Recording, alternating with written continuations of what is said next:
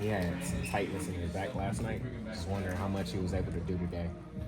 He did the walkthrough and did some stuff on the floor, did in the film room, and then he got his treatment. So we'll see how he feels tomorrow. Yeah. And then I know you were a part of the Mavericks team, won the championship, but it was constructed a little bit differently back then. I guess in today's modern era, like the big three, what's your philosophy on how roster construction has changed over the years? Yeah, I think there's been the big three. There's probably been, some people say big four. But when you look at, championship teams, they tend to have more than one star. And you see our past champion and the Boston Celtics, you would say they have more than one star. And there's different ways to go about it, different builds. Oklahoma City has built it not just once, but multiple times. And they could say they had the big four or big three, and now they're back in that same seat.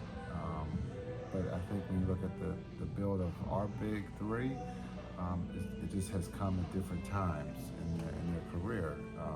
Luka being drafted here, and then being able to go out in a trade and get both Clay and Kai. And so, sometimes it's done through the draft, and probably today it's done probably more through trades.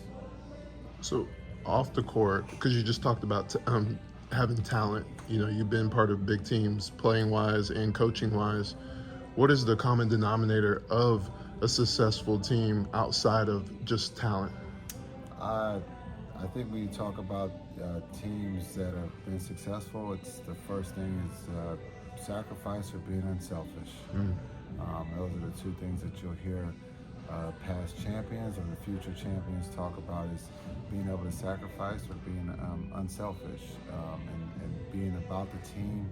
And then they'll sprinkle in paying attention to details, small and big. And so that's what what it takes to win, is that you have to be unselfish, or you have to sacrifice, because everyone believes that they can score 25 plus and have the ball 99% of the time, and that they're going to win. And so sometimes you have to give up a little of that to give a little bit more on the defensive end.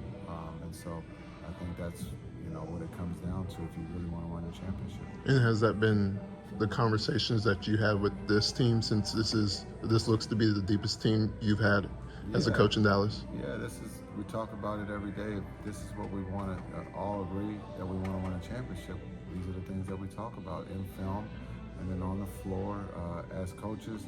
And then I think when they're away from us in that locker room, I would say that that's what they're talking about when they're together. And so that's what we're trying to do, is try to win a championship. You have to talk about it. You can't be afraid of it. And there comes success, but also you could fail and fall. And you got to get right back up and get back to work. Coach, we talked to Spencer earlier, and I want to get your thoughts. Just what do you see him bringing, everything he can bring to his team this year? Yeah, I think just his his leadership, his being able to role acceptance, being here before, and now it could change with health. It would have changed, but now with some injuries, his role could change and be a start. He can be a guy that comes off the bench to being a starter, just because of health. And so, but being a pro and being ready, and those are the things that he can bring to the table. PJ was playing 3-on-3. How has he progressed with his injury? Yeah, he's been great. He's getting, he got some work in today. He'll get some work in tomorrow, and then we'll see how he feels. Then we got Sunday, so he'll get some work there too, and then we'll see how he feels for Monday. Coach, I had the opportunity to talk to Jason Terry yesterday, and he said you're doing a great job coaching. I want to get your thoughts. What do you think he can bring to the table as a coach, potentially as a head coach someday? Yeah, I think Jet, when you talk about Jason Terry, his history, he's been a star in college. He's been a star in the league. It was funny, they had an old game of Atlanta against Minnesota today.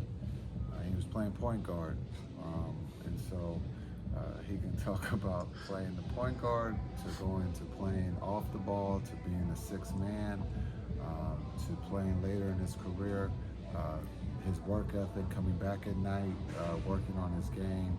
And so he has a lot to give to these young men, and he's doing a great job in Utah. Utah believes in his coaching.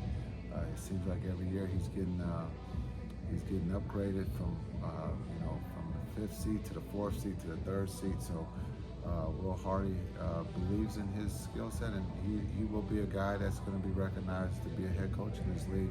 Also, he's easy to talk to, and I think he loves to talk, and so that's a big part of being a coach. What are some focuses you've had in practice ahead of Monday's game against the Clippers? Well, today was a light day, just after the game, so we did a lot of cleanup from yesterday, film work, and then there wasn't a lot of contact. We got a lot of bodies that are out right now, so but just review some of our defensive principles and then offensive principles, and then we'll get back at the contact tomorrow. I know you mentioned the rebounding disparity yesterday. It ended up being, I think, 49-45 in the end, but obviously it's a big gap early on. I guess, what are you emphasizing from that standpoint to your bigs about just crashing the boards? Yeah, we have to be better physically. I thought Kessler and Mark and those guys pushed us around, or we didn't put a body on them, and they're big. And so if you don't put a body on them, they're going to have that advantage. And so we talked about how we can be better at that. And we get another opportunity against another big center on Monday. But again, as a group, team rebounding has to be better. Coach, how has this preseason been for you and the staff where, each game, there's only a few games for preseason and you haven't had your full roster to really implement your strategies? How's that been for you? Yeah, I think for us it's almost normal. This was last year's training camp. We had some injuries, and so just deal with it. You got to teach and coach the guys that you have, and we have to be prepared. As we have always taken that approach that if guys are hurt, we got to go with the guys who can play. That happens during the season, and so you want to make sure that those guys are ready, but also for those guys who are working their way back into playing, we want to spend time with them too to make sure that we catch up, with what's happening defensively and offensively. And the nice thing is PJ and Luka and Maxey have been in the system, so they understand what we're trying to do, so it shouldn't take them that long. But hopefully we can get Kessler back, to get him on the floor to see what he can do for us as a two-way. But the guys that are out have been in the system, so it's about treating those guys who are in, giving them all the attention and reps to make sure that they're ready to go as we get healthy. Thanks, everyone. Thank you, Coach.